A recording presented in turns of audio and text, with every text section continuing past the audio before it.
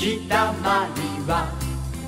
かくれんぼするのに良いところまだだよ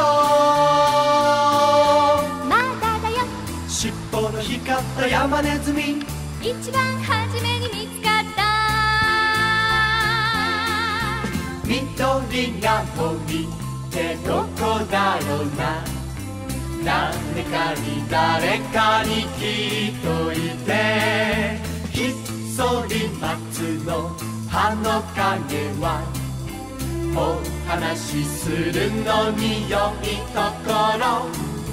あのねのね金色目玉の袋に立ち聞きされても知らないよひっそり待つってどこだろうな誰かに聞いといて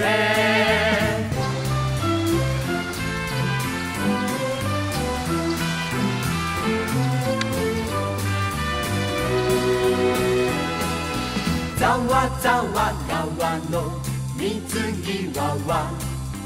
一人でいるのに良いところ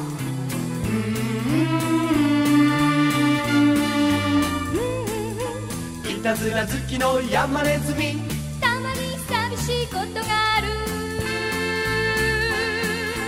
ざわざわ川ってどこだろうな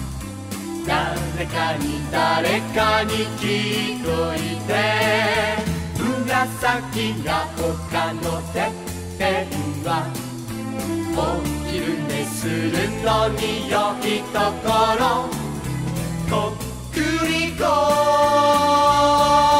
こっくりこ紫色の草の実を食べたコリスの夢